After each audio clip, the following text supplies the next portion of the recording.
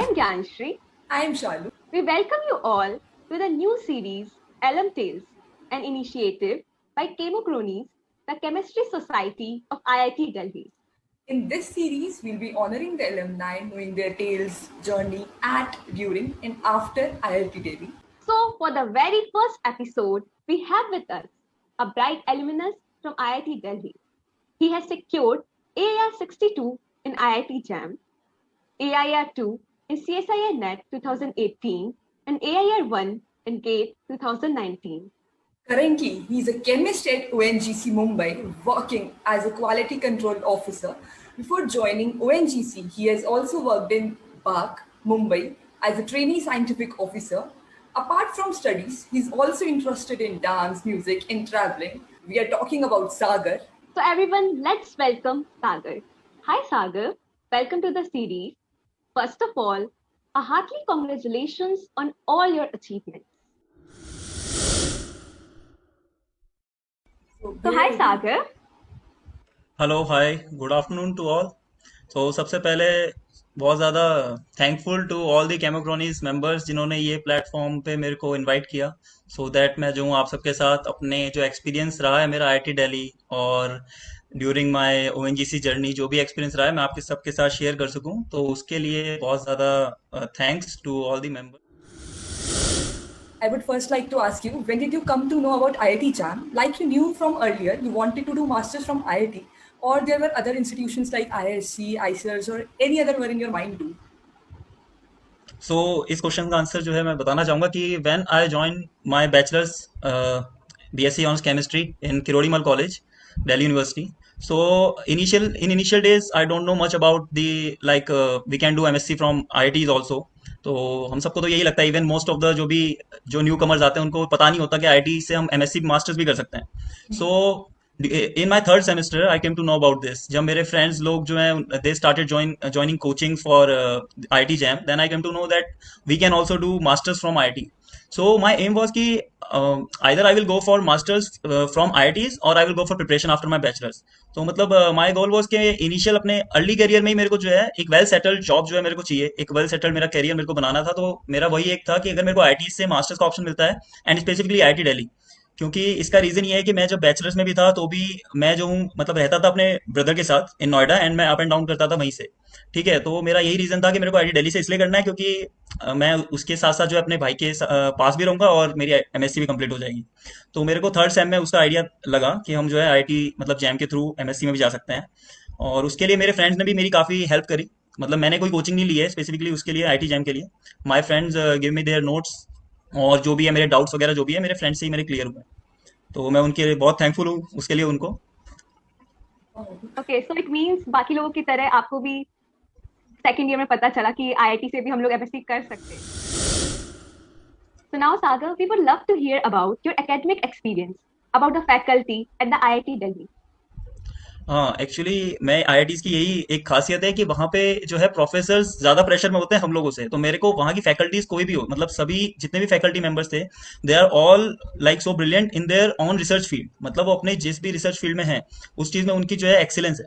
मतलब आप जो है और वही सब्जेक्ट अगर वो आपको आके पढ़ाते हैं, लाइक जैसे कि बात करें कि एक जैसे हमारे एनजी रमेश सर थे, ठीक है, प्रोफेसर एनजी रमेश, तो वो हमको स्पेक्ट्रोस्कोपी उन्होंने मतलब हमको जो है पढ़ाया, ऑर्गेनिक स्पेक्ट्रोस्कोपी का पार्ट, तो मतलब बहुत ही अच्छे तरीके से। तो मतलब मैं तो मतलब बताना चाहूंगा कि हमको किसी भी एक्सटर्नल कोचिंग्स की जरूरत नहीं पड़ी फॉर गेट। मतलब most of the my classmate also, हम लोगों ने कोई कोचिंग नहीं ली, बट हमारे जो भी प्रोफेसर थे जो भी उनके नोट्स थे उन्हीं से हम लोगों ने जो है प्रिपरेशन करी। ठीक है, लाइक शांगदीप सर फॉर थर्मोडायनेमिक्स। तो मतलब इस तरह से सारे ही जो प्रोफेसर है वो सब बहुत ही एक्सीलेंस है मेरे हिसाब से। तो और दूसरी चीज ये है कि उनके ऊपर प्रेशर इतना रहता है कि उनको अपना कोर्स विद इन टाइम उनको कंप्लीट कराना होता है।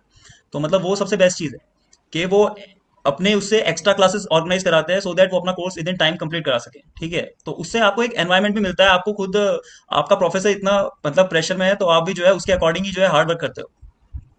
तो वही चीज़ है, मेरे को उस चीज़ में सारी फैकल्टी मेंबर्स जो भी थे वो सभी जो है अपने अपने फील्ड में एक्सीलेंस थे। Exactly. Professors are amazing here. So, Sagar, being a chemistry student is labs act as a pillar or foundation of our course. We all know. So, how was the lab experience at IIT Delhi? Did you really enjoy it? या lab experience was also good. I think के labs में जितनी भी facilities हैं, आपको आपको hand on experience मिलता है डिफरेंट इंस्ट्रूमेंट्स पे जो कि आपने आज तक यूज नहीं किए हैं। ठीक है, हम लोग मोस्टली जो है ऑपरेटर्स के थ्रू या फिर बैचलर्स में तो हम लोग वैसे भी इतने इंस्ट्रूमेंट्स यूज नहीं करते हैं। But after coming in IIT, मतलब आप देखेंगे कि आप जो है स्पेक्ट्रोफोटोमीटर हो, चाहे जो है और भी पोलैरोग्राफी आप करते हो, ठीक है, साइक्लिक वोल्टामेट्री, मतलब डिफरेंट मतलब नई न्यू टाइप के आपको इंस्ट्रूमेंट्स और न्यू टाइप के आपको वो मेथड्स देखने को मिलते हैं। ठीक है, और जो लैब्स हैं बहुत ही पंक्चुअल होती हैं। उनमें ऐसा नहीं है कि आपका कोई गैप है या फिर आप जो है मतलब मिस कर रहे हो कभी लैब, ऐसा नहीं होता। ठीक है, तो आपकी प्रेजेंस भी वहाँ पे जो है पूरी काउंट होती है, तो आपको अटेंड करनी होती है लैब्स। और प्रोफेसर भी पंक्चुअल होते हैं, ठीक है, लैब्स के लिए भी। तो इसलिए जो है आपको बहुत ही अच्छा एक्सपीरियंस मिलेगा if you will go to the lab. I think अभी तो कोविड की वजह से आप सब लोग जो है अभी नहीं जा पाए हैं, All बट right. लेकिन हाँ, तो Yes, we labs are are also eagerly good. waiting to have like lab definitely, experience. Definitely वो एक्सपीरियंस तो मतलब जरूर होना चाहिए आप लोगों को, क्योंकि वो एक्सपीरियंस नहीं आ सकता जो चीज़ आईआईटी में जाके आती है। तो Exactly. वो फील ही अलग है। So, like, as you also told, the best part of IIT is hostel life. So, unfortunately, we are lacking that too. But we would love to hear your hostel experience or any memorable day or incident you remember of.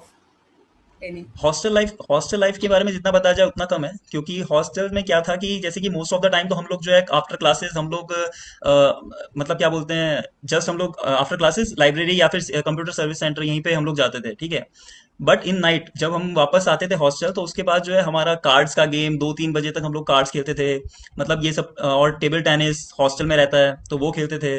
तो मतलब ये सब चीज़ें रहती थी। Then night canteen जो है आपकी, तो आपकी हॉस्टल लाइफ में आपको यही सब देखने को मिलेगा जो आईटीज़ में। नाइट कैंटीन आपकी पूरी 24/7 आपके पास अवेलेबल होती, मतलब अवेलेबल रहती हैं। ठीक है, आप नाइट में जो है जा सकते हैं। और हम लोग तो मोस्टली बैट लगाते थे कि जो गेम में हारेगा वो सभी को लेके पार्टी देगा। तो ये सब चीज़ें जो है आपको आईआईटी में कैंपस लाइफ में आपको मिलेंगी। ठीक है, और वो बहुत ही अमेजिंग है, तो वो एक्सप्लेन नहीं की जा सकती। तो वही सबसे ज़्यादा मिसिंग पार्ट होता है आईआईटीज़ का।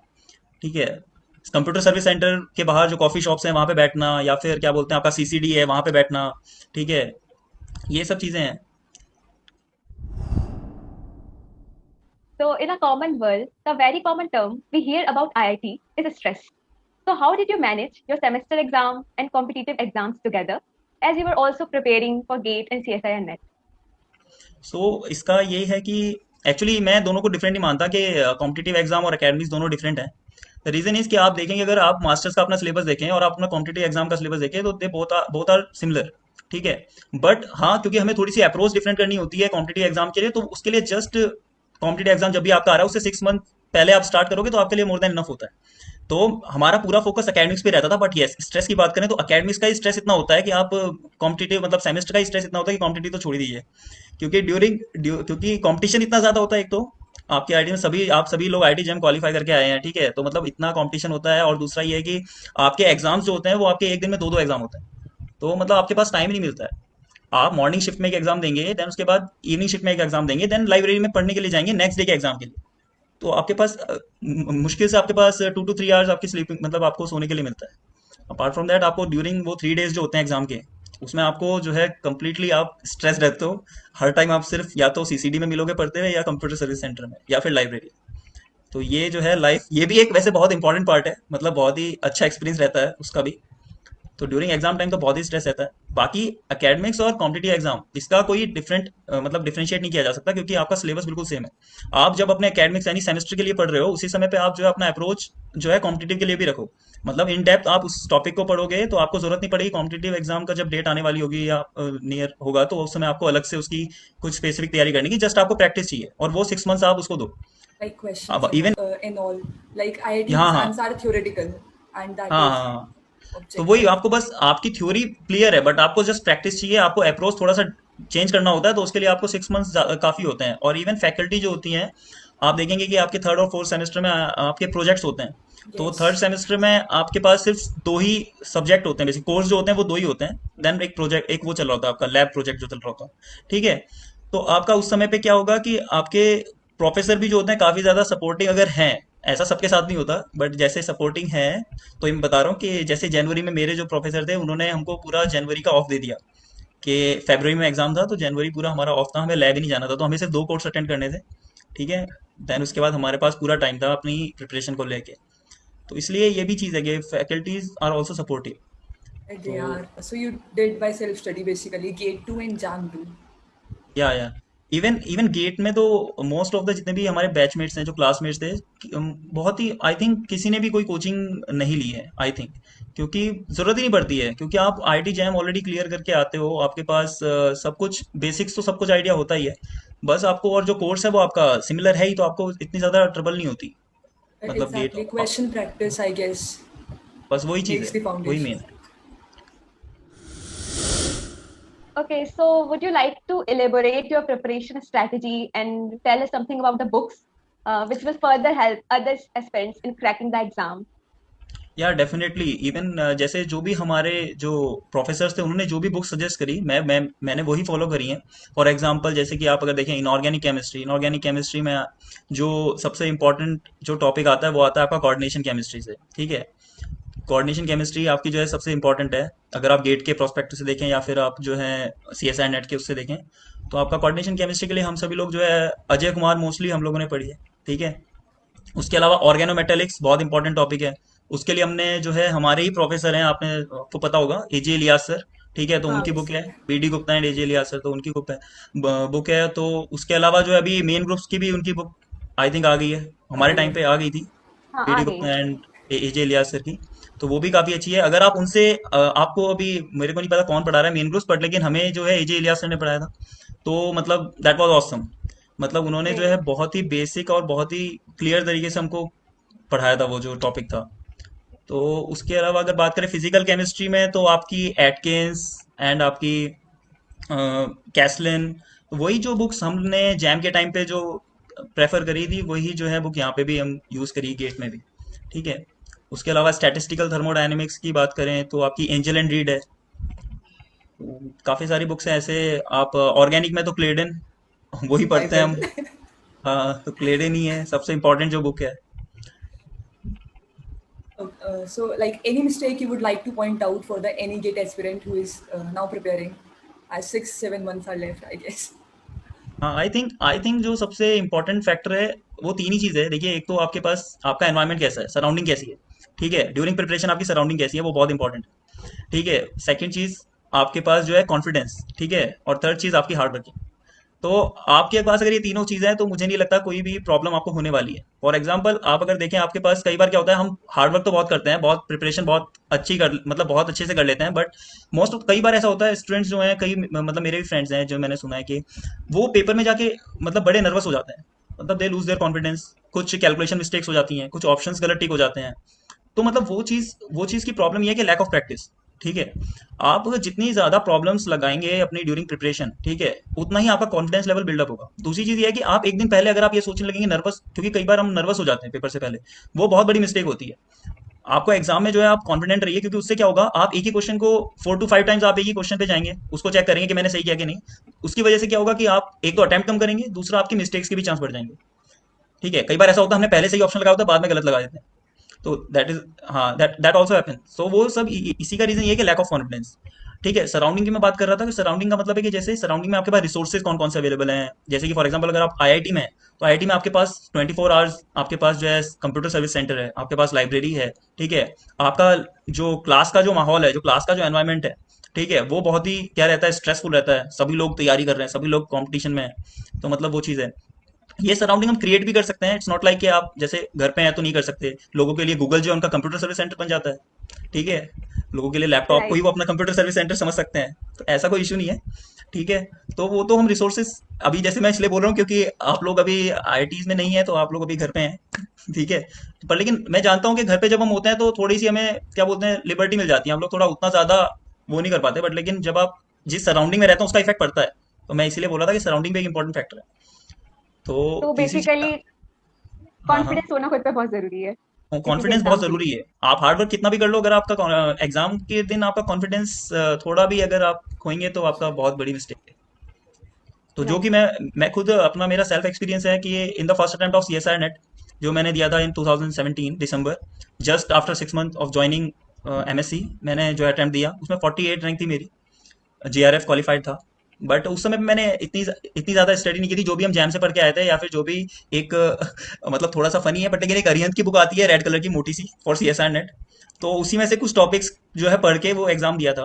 तो वो सिर्फ एक था ट्राई के, क्योंकि एग्जाम देने से क्या एक बेनिफिट और है। कई लोग बोलते हैं कि यार multiple time C S R NET क्यों दे रहे हो, एक बार क्वालिफाई हो गया तो मत दो। बट लेकिन मेरा ये कहना है कि आप जो है अपने आप को टेस्ट कीजिए। इट्स नॉट लाइक क्योंकि आप एलिजिबल हैं तो आपको कोई रोक नहीं सकता उस एग्जाम को देने से। You have the right to give that exam. तो आप उस एग्जाम को दीजिए because you want to improve your rank. It's not like कि आप अगर पीएचडी करना चाहते हैं तो ही सीएसआई नेट दीजिए। ठीक है, there are several other option also. ठीक है, आपका एक तो कॉन्फिडेंस बिल्डअप होता है, आपका एक एग्जाम में बैठने के किस तरीके से अटेम्प्ट करना है वो चीज़ आप सीखते हैं। ठीक है, तो बहुत चीज़ें हैं। तो वही मेरा फर्स्ट अटेम्प्ट था। देन जून 2018 मैंने नहीं दिया, मैंने दिसंबर 2018 दिया, जिसमें कि मेरी गेट के लिए मैंने पूरा प्रिपरेशन अपनी कर ली थी। ऑलमोस्ट फरवरी में गेट का एग्जाम था और दिसंबर में सीएसआई। तो उस समय पे कॉन्फिडेंस लेवल की मैं बात कर रहा हूँ कि मैंने खुद मतलब अपने अंदर देखा कि मैंने क्वेश्चन इतने अटेम्प्ट कर लिए कि मतलब मेरे को बाहर आके ये लगा एग्जाम हॉल से कि मेरे कितने निगेटिव होंगे या कितने मेरे गलत जाने वाले हैं। बट लेकिन वही चीज़ है, अगर आपके पास कॉन्फिडेंस है और आप जितने भी क्वेश्चन टिक कर रहे हैं वो वन वन गो में, मतलब आप बार बार उससे वापस आ रहे हैं, इसका मतलब आपको कहीं ना कहीं डाउट है। आप कॉन्फिडेंटली एक बार जब कर रहे हैं पूरे फोकस के साथ उसे कॉन्फिडेंस के साथ सॉल्व कीजिए क्वेश्चन को। ठीक है, उसके बाद आप नेक्स्ट पे जाइए। तो उसी वजह से मेरा अटेम्प्ट इतना था कि मेरे कुछ मार्क्स से 160 समथिंग आउट ऑफ 200, तो सेकंड रैंक उसमें वाओ। मेरी थी। देन देन जो गेट रहा, गेट में भी सेम थिंग दोबारा अप्लाई करी मैंने, और उसमें भी पूरे कॉन्फिडेंस से मैंने जितना अटेम्प्ट हुआ मैक्सिमम, एक क्वेश्चन को एक ही बार देखा और जितना मैक्सिमम अटेम्प्ट हुआ अराउंड मैंने 90 94 92 94 मार्क्स का अटेम्प्ट किया and I got 82 point something marks. तो उसमें भी मेरा जो है सेम ही मैंने अपना वही अप्लाई करा कि कॉन्फिडेंस। तो मैंने ये ऑब्जर्व किया है कि कॉन्फिडेंस पर लेकिन तभी आएगा जब आप प्रैक्टिस उस हिसाब से करोगे, उसके अकॉर्डिंग ही आप प्रैक्टिस करोगे।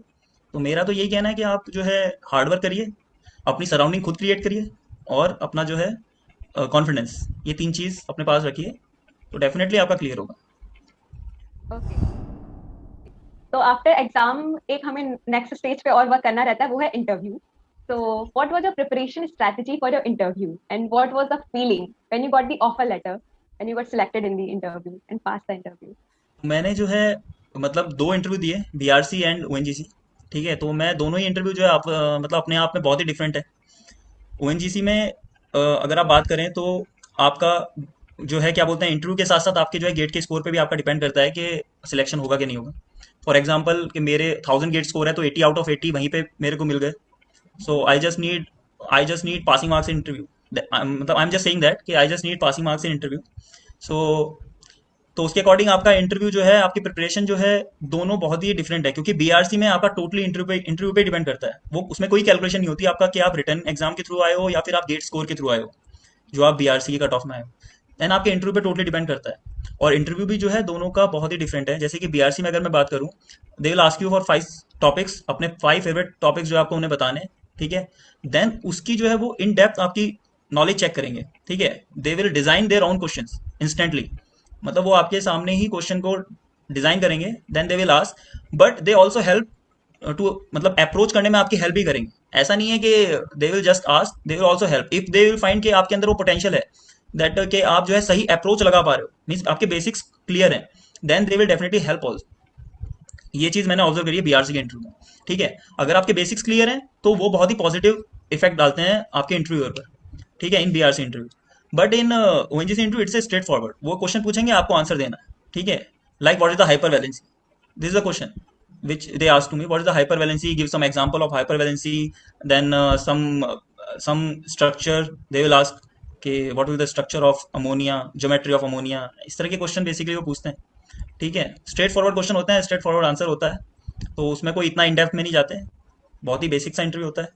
बट या उसमें भी आपका जो है कॉन्फिडेंस लेवल बहुत इंपॉर्टेंट होता है, जो वो चेक करते हैं कि ड्यूरिंग डिलीवरिंग योर आंसर आप जो है कितने कॉन्फिडेंट हो। बिकॉज समटाइम्स कई बार ओवर कॉन्फिडेंस की वजह से भी कुछ लोग को इंटरव्यू में फेल कर दिया जाता है, कुछ लोग को लैक ऑफ कॉन्फिडेंस की वजह से भी। तो आपका कॉन्फिडेंस लेवल एक मतलब बोलते हैं ना कि एक मेंटेन होना चाहिए, ऑप्टिमम ना होना ही चाहिए। ज्यादा, हाँ ना ही बहुत ही ज्यादा, ना ही बहुत मतलब कम।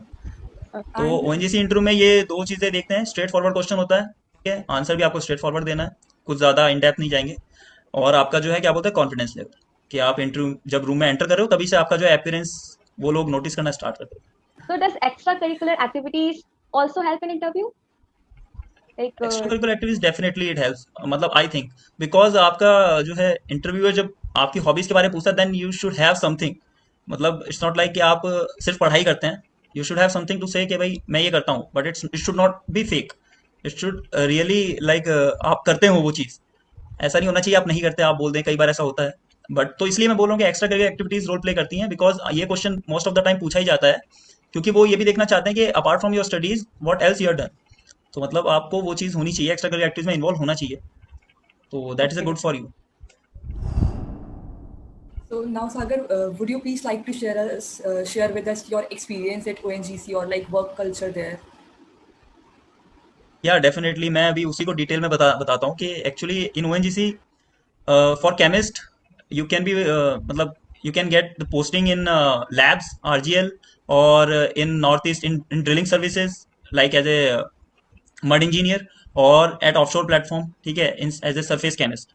ठीक है, so these three portfolios are there for you, as a surface chemist, as A like in A lab RGL, और एज ए मड इंजीनियर। तो अगर आप ऑफशोर में पोस्टेड हैं जैसे कि मैं, तो मैं अगर ऑफशोर में पोस्टेड हूँ, then your duty pattern will be on off 14 days on off duty pattern. But during this Covid time आपको जो है 40 days 45 days भी करी है ड्यूटी, देन 45 days ऑफ। तो इस तरह भी हमने किया है, but it doesn't matter because उतने ही दिन का आपको ऑफ भी मिलता है। And even apart from that आपको जो है एक्स्ट्रा जो है क्या बोलते हैं पे भी करती है ओएनजीसी। फॉर एग्जाम्पल अभी रिसेंटली ऑर्डर के अकॉर्डिंग जो है ड्यूरिंग कोविड जिसने भी 14 days से एक्स्ट्रा ड्यूटी किया, 1500 पर डे उसको जो एक्स्ट्रा पे किया जा रहा है। तो ये मैं इसलिए बता रहा हूँ कि आप ये फील ना करें कि आप मतलब कि हमारे साथ कुछ वो हुआ है कि गलत हुआ है। तो उसके लिए ओएनजीसी पे भी करती है। फैसिलिटीज की बात करें तो ओएनजीसी की कि आपको जो है ऑफशोर में जो है हर तरह की फैसिलिटी मिलती है। इट्स नॉट लाइक कि आप ये जरूर है कि आप सभी तरफ से समुद्र से घिरे हुए हो, बट लेकिन आपके पास वहीं पे सारी फैसिलिटीज आपको मिलती हैं, जैसे कि आपके पास इंटरनेट फैसिलिटी, आपके पास कंप्यूटर, आपके पास टेलीविजन, आपके पास टेबल टेनिस, आपके पास कैरम बोर्ड, बहुत चीज़ें हैं, gym, everything is there at offshore platform. तो मैं एक बार ज़रा शेयर करना चाहूँगा स्क्रीन पे, ठीक है, अपनी अपना जो जर्नी है उसके साथ। मैं एक प्रेजेंटेशन है छोटी सी, इसमें मैंने सिर्फ पिक्चर्स कुछ रखी हैं, तो उसके साथ मैं शेयर करना चाहूँगा, ठीक है। Okay. तो मे आई? Sure. Thank you.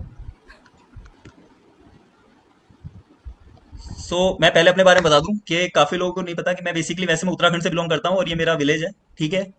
तो जहाँ से मैं बिलोंग करता हूँ it's in Rudraprayag district, and the name of the village is Chhinka. यहाँ पे ये अलकनंदा रिवर बहती है, अगर आप लोग कभी जाएं तो आपको ज़रूर देखने को मिलेगा ऐसा व्यू। ये जो है ये हमारा ऑफशोर प्लेटफॉर्म है, ठीक है। यहाँ पे जो है अब ये तो चारों तरफ से सी से बिल्कुल सराउंडेड है, तो यहाँ पे जो हम पहुँचते हैं, जो रीच हम यहाँ पे जाते हैं, कैसे जाते हैं, यहाँ पे हम बाय चॉपर जाते हैं, ठीक है। तो बाय चॉपर हम यहाँ पे हेलीडेक पे लैंड करते हैं, एंड देन यहीं पे हमारे क्वार्टर्स हैं जहाँ पे हम रहते हैं, ठीक है। तो अभी लैब्स और क्वार्टर्स हमारे कैसे अंदर से कैसे दिखते हैं वो मैं आपको दिखाऊंगा। ये तो during my training period this is the HUET training, helicopter underwater escape training. Because आप जब हेलीकॉप्टर से ट्रैवल करते हैं, देन आपको जो है सेफ्टी के रिगार्डिंग भी आपका जो है पूरा ओएनजीसी जो है पूरी केयर करती है। तो इसमें क्या है कि आपका लेट सपोज इफ चॉपर को इमरजेंसी लैंडिंग करनी पड़े इन वाटर, देन आप कैसे एस्केप कर पाएंगे चॉपर से, ठीक है। तो ऑल दोज थिंग्स इसमें इंक्लूड होते हैं। तो एडवेंचरस जॉब है, मतलब आपको सारी ट्रेनिंग्स आपको जो है फ्री ऑफ कॉस्ट कराती है ओएनजीसी, और वो ट्रेनिंग्स मतलब बहुत ही एडवेंचरस होती हैं। ये हमारी लैब का व्यू है, जो केमिस्ट्री लैब है। दिस इज द लैब, ठीक है। हमारे पास बहुत सारे इंस्ट्रूमेंट्स हैं, like gas chromatography, like spectrophotometer, turbidity meter, particle counter, pH meter, everything is there. So many like distillation method mostly we use, okay. तो बहुत सारी चीजें हैं। मैं लास्ट में बताऊंगा इसके बारे में भी कि कुछ निगेटिव थॉट्स भी हैं लोगों के माइंड में ओएनजीसी को लेके, वो भी मैं क्लियर करूंगा। तो this is the helideck, this is during my Goa training, ठीक है। तो this is the rescue boat. अगर लेट सपोज सम लाइक आपका कलीग जो है कोई ओवरबोर्ड हो जाता है in sea, then you have to rescue that person. तो उसके लिए जो है रेस्क्यू बोट के थ्रू आपको आनी चाहिए चलानी। तो ये चीज़ हमारी ट्रेनिंग होती है। इन सी अगर आपको जो है ड्यूरिंग फायर आपको अगर जंप करना पड़े, ठीक है, तो आप कैसे उसमें जो है कैसे फेस करेंगे सिचुएशन को। तो उसमें आपको सी में जंप करना है, देन स्विम करके लाइफ राफ्ट ओपन करनी है, देन लाइफ राफ्ट में आपको जाना है। सो ऑल दीज थिंग्स जो है ओएनजीसी गोवा ट्रेनिंग, ये गोवा में होती है बेसिकली, गोवा शिपयार्ड में। तो गोवा का जितना भी आप देखें 7 days का जो भी एक्सपेंडिचर होगा, अगर आप अपने उस पर जाएंगे तो कितना आपको पे करना पड़ेगा, but ONGC free of cost कराती है। और आफ्टर 5 o'clock आपके पास इनफ टाइम होता है, आप घूमे फिरे गोवा, साउथ गोवा, कहीं भी जाएं, ठीक है। मैं ये सब चीज़ें बता रहा हूँ कि क्या क्या हमने क्या क्या बेनिफिट्स यहाँ पे देखे हैं ओएनजीसी में, ठीक है। ये थी स्लाइड। अभी मैं बताता हूँ कि ओएनजीसी के बारे में कई नेगेटिव थॉट्स भी हैं लोगों के माइंड में कि ओएनजीसी में जो है मतलब वो लेवल नहीं है कि हम इतने पढ़ के जाते हैं, बट जॉब उस टाइप की नहीं है। बट मैं ये बताना चाहूँगा कि आपके पास सब कुछ अवेलेबल है आपकी लैब्स में, आपके पास सब कुछ है। अगर आप अपना पोटेंशियल जो भी आपका है आप वहाँ पे यूज़ कर सकते हैं।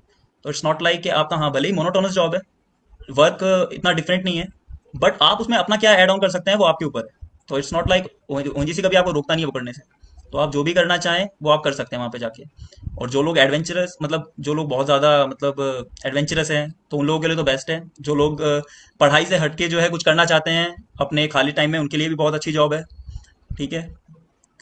तो हमारी जॉब बेसिकली यही है कि हमको वहाँ पे जो है रहना है, इंजॉय करना है, जो वर्क है, रूटीन वर्क है, वही करना है। बट लेकिन अपार्ट फ्रॉम दैट आप अपने पोटेंशियल से जो एक्स्ट्रा कर सकते हैं, using those instruments, using those facilities, आप कर सकते हैं। तो उसमें ओएनजीसी आपको बिल्कुल अलाउ करता है। Like, what is the difference there for the women? Like, I could not see any female there. So, what are the No, job no. opportunities for the? At our platform, two female colleagues are also there, Okay, but they are not chemists. okay, They are in process. But for chemist, I don't think offshore posting is there. For female chemist, posting is there in labs, RGL. Even you can say कि जो भी अच्छी postings है वो girls के लिए बिल्कुल safe है। मतलब उन्होंने सिक्योर करके रखी हुई है, क्योंकि हम लोगों को वो पोस्टिंग्स जैसे देहरादून पोस्टिंग, आपकी जो है आरजीएस में पोस्टिंग या फिर ऑफिस में पोस्टिंग, मोस्टली गर्ल्स को जो है पोस्टिंग यहीं पे मिलती है। ऑफशोर में पोस्टिंग नहीं मिलती है, ना ही आपकी जो है ड्रिलिंग फील्ड में मिलती है। यानी फील्ड जॉब्स मोस्टली नहीं मिलती है जो गर्ल्स होती हैं, उनको मोस्टली ऑफिस जॉब या फिर लैब जॉब यही मिलती है। like adventurous job कम मिलती हो रहे हैं ऐसा? मतलब कह सकते हैं कि अगर हमारे प्रोस्पेक्टिव से देखें तो हाँ। Okay. Okay, so getting the job in ONGC was your dream, or you are still looking for something else? Are you satisfied with your job? No no, I am completely satisfied with my job. ऐसा कुछ नहीं है कि मैं कुछ और search कर रहा हूँ। ठीक है, already I left bar for ONGC. तो बीआरसी के और ओएनजीसी के मतलब लाइफ का जो वो है कि वर्क, मतलब जो वर्क का जो एटमॉस्फेयर है या एनवायरनमेंट है वो थोड़ा डिफरेंट है। मतलब वर्क कल्चर जो है आप बीआरसी में देखेंगे तो आपको मतलब टाइम ही नहीं मिलेगा अपने लिए। बिकॉज मेरे फ्रेंड्स हैं, मैंने देखा है कि वो लोग ड्यूरिंग सैटरडे संडे भी उनका ऑफ होता है, but they use to like study and all. तो जिन लोगों को हाँ पढ़ाई में बहुत ज़्यादा इंटरेस्ट है, जिन लोगों को थ्रू आउट देयर लाइफ मतलब इसी फील्ड में रहना है, स्टडी मतलब करनी है, या पीएचडी, बीआरसी पीएचडी भी कराता है, तो आप जो है पीएचडी करनी है, आगे जाना है, तो basically that job is for scientist only. तो साइंटिस्ट के लिए ही है। अगर आपका लाइफ मतलब आप जानते हैं साइंटिस्ट कैसे होते हैं, डॉक्टर्स कैसे होते हैं, they are totally involve in their research. So वही आपको Right. करना है if you want to be good scientist. तो मैं वही बोलना चाहूंगा कि अगर आप रियली साइंटिस्ट बनना चाहते हैं then only go for BRC, वरना otherwise you are just wasting मतलब योर अपना भी टाइम और बीआरसी दोनों का ही टाइम। तो इसलिए अगर आप जो है रियल में साइंटिस्ट, हाँ अगर आपका ऑप्शन नहीं है, जैसे फॉर एग्जांपल आपको ओएनजीसी में नहीं मिला, तो मैं ये नहीं कह रहा हूँ कि आप बीआरसी छोड़ दें, बिकॉज डेफिनेटली हर कोई अपनी लाइफ में जो है एक वेल सेटल्ड जॉब ही चाहता है। तो वही चीज़ है। So, तो अगर आप हैप्पी हैं उस जगह पे हाँ. और आपके पास ऑल्टरनेट, मतलब आपके पास अगर आप हैप्पी हैं तो ठीक है, अगर आप पास ऑल्टरनेट नहीं है तो भी ठीक है, क्योंकि कुछ नहीं से तो कुछ बेटर। तो BRC is good for those जो कि स्टडी में बहुत ज़्यादा इन्वॉल्व हैं और जो रहना चाहते हैं। So, Sagar, like Okay. any value from IIT which helped you in getting the job, and how IIT shaped your mind as a person, or like any value you would like to share with us from the IIT? Exactly, मैंने तो जैसे कि बताया कि IITs आप अगर देखें most of the time आपने देखा होगा कि जो टॉपर्स होते हैं या फिर जो आपके गुड रैंकर्स होते हैं वो सब आईआईटी से ही आते हैं। मतलब आईआईटी से आते हैं। उसका रीजन ये नहीं है कि मतलब कुछ आईआईटी को प्रेफरेंस मिलती है, ऐसा कुछ नहीं है। रीजन ये है कि जो रिसोर्सेज या फिर जो सराउंडिंग या फिर जो चीजें आपको जो मिलती हैं, जैसे कि मैं बताया कि जितनी फैसिलिटीज आपको आईआईटी में मिलती है, जो आपको फैकल्टी जैसे पढ़ाते हैं, वो सब चीजें बहुत मैटर करती हैं। तो डेफिनेटली आईआईटी की वजह से, आईआईटी दिल्ली की वजह से ही जो है मेरा जो भी फ्यूचर है वो सब आईआईटी दिल्ली की वजह से ही है। क्योंकि अगर मैं किसी स्टेट यूनिवर्सिटी में होता then I will not get that much exposure जो मेरे को आईआईटी में आके मिला, जहाँ पे कि मेरे जो क्लासमेट्स थे दे आर मतलब सब में एक अलग लेवल है, मतलब सब कंपटीशन है, तो बहुत चीज़ें हैं। मतलब वो एक्सपोजर जो है वो आपको आईआईटीज में ही आके मिल सकता है। वो आप मतलब स्टेट यूनिवर्सिटी जो नॉर्मल है, आप देखें सीसीएस यूनिवर्सिटी या ये, तो मतलब मोस्ट ऑफ द टाइम ऐसा होता है कि स्टूडेंट से मिलते हैं, जैसे मेरे फ्रेंड्स हैं तो वो बताते हैं कि क्लासेस नहीं चलती हैं या फिर फैसिलिटीज़ वो नहीं है। तो मतलब वो चीज़ें तो है कि आईआईटीज में आपको वो सब चीज़ें ज़रूर आपको आगे बेनिफिट देती हैं। अदरवाइज नेम वाइज आप अगर बोल रहे हैं कि मतलब आईआईटी का नाम, वो ऐसा कुछ नहीं है कि आईआईटी को जैसा प्रेफरेंस मिलता है। ठीक है। तो एनी मैसेज जो आप हमारे व्यूअर्स को देना चाहेंगे in the end? Message from my side is कि यही है कि आप जो है, जैसे कि मैंने बताया, स्ट्रेटजी प्लान जो भी है, ठीक है, आप अपने अकॉर्डिंग अपनी स्ट्रेटजी बनाइए। देखिए, ये भी एक बहुत ही इंपॉर्टेंट चीज़ है कि हर किसी की स्ट्रेटजी सेम नहीं हो सकती, और हर किसी की स्ट्रेटजी अपने ही अकॉर्डिंग होती है, और वो उसी में जो है ज़्यादा कंफर्टेबल फील करता है। तो अपनी जो भी स्ट्रेटजी है उसको फुल फोकस के साथ एनालाइज कीजिए कि हाँ, थ्रू दैट स्ट्रेटजी आप कहाँ तक रीच कर पाओगे। ठीक है, यू हैव 6-7 मंथ्स। ठीक है, आप उसके अकॉर्डिंग अपनी प्रिपरेशन रखिए, अपनी स्ट्रेटजी को उसके अकॉर्डिंग ही लाइए। ऐसा ना हो कि आपकी स्ट्रेटजी के अकॉर्डिंग आप जो है स्लो चल रहे हो, बट लेकिन आपका एग्जाम नियर है। तो उसके अकॉर्डिंग आप चलिए, और एनालिसिस भी साथ साथ करते रहिए कि मैं कितना लैग कर रहा हूँ, और क्या कितना मतलब गोल से कितना दूर हूँ अपने। क्योंकि मेरे पढ़ाई करने का तरीका यही था कि मैं एक गोल सेट करके चलता था, दैट कि लेट सपोज कि मेरे को विद इन 2 डेज ये चीज़ खत्म करनी है, तो मेरे को वो करनी होती थी, चाहे फॉर दैट आपको एक्स्ट्रा टाइम देना पड़े, चाहे आपको अपनी स्लीपिंग आवर्स कम करने पड़े। तो मतलब वो एक गोल आप सेट करके चलोगे तो आपके लिए बेटर रहेगा। मतलब ये मेरा स्ट्रेटजी प्लान था। आपका जो भी है उसको एनालाइज जरूर कीजिए।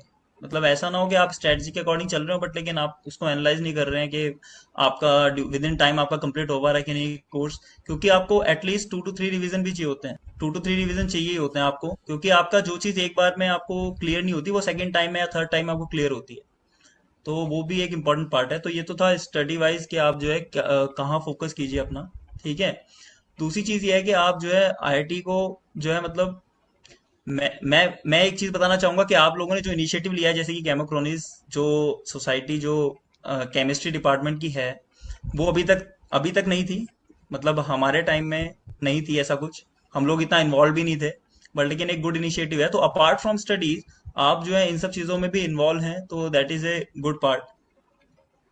तो लाइफ को एंजॉय कीजिए। अभी आईआईटी में आने का मौका नहीं मिला है, पर लेकिन जब भी आएंगे तो आई होप कि आपको बहुत मज़ा आने वाला है। आई होप कि थर्ड वेव ना आए, और आप जो है आए जल्दी से जल्दी आईआईटी में। वैक्सीनेशन जितना जल्दी हो सके उतना जल्दी कराएं। मतलब फर्स्ट डोज तो ले लें, एटलीस्ट आफ्टर 84 डेज ही सेकंड डोज लगेगी। तो यही चीज़ें हैं जो आप अभी के टाइम में कर सकते हैं। Then after once you will come to IIT, तो आपको अपने आप ही जो है चीज़ें पता चलेंगी आईआईटीज की। एनीथिंग एल्स आप जानना चाहें आईआईटीज के बारे में या ओएनजीसी के बारे में, तो आप पूछ सकते हैं। Father, it was very amazing talk with you. So, like, let's wrap up with this an interesting question. My personal favorite. If you were in chemistry apparatus, then what you will be and why? Like any chemistry apparatus. मतलब I want to be XRD. The thing is why XRD, because जो है XRD हमको जो है in depth जो है क्या बोलते हैं क्रिस्टल का एक स्ट्रक्चर निकाल के देता है। तो हम जो है अपनी लाइफ को जिसके भी अकॉर्डिंग शेप करते हैं, ठीक है, तो हम अपनी लाइफ को एक शेप हमेशा देना चाहते हैं। तो वो शेप अगर मैं एक्सआरडी हूँ, then I can find out कि वो शेप क्या है। ठीक है। So what is that particular shape which has been designed for me और फॉर अदर्स। तो आप भी मेरे से अगर आके पूछेंगे कि हमको कैसे चलना चाहिए लाइफ में, then if I am XRD I can give you shape कि आपको आपकी शेप ये है। आप इसके अकॉर्डिंग चलिए। I think I should be that. ये काफी स्मार्ट आंसर था. It is a good choice to be an thank XRD. You. Update. So, as we told earlier, that his hobby is music. So, we would like to request him to end this amazing session with his melodious music. I will try.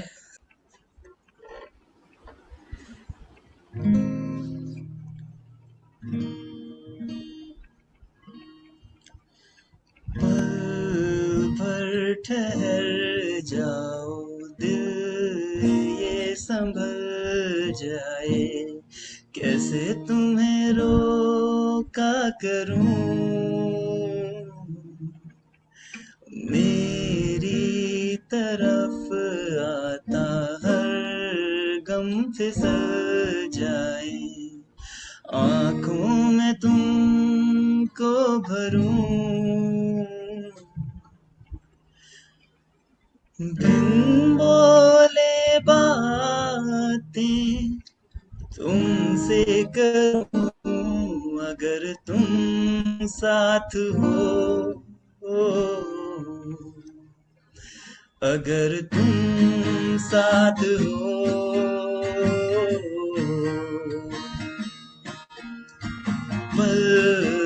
पर ठहर जाओ दिल ये संभल जाए, कैसे तुम्हें रोका करूं, मेरी तरफ आता हर गम फिसल जाए, आंखों में तुमको भरूं, बिन बोले बातें तुमसे करूं, अगर तुम साथ हो, अगर तुम साथ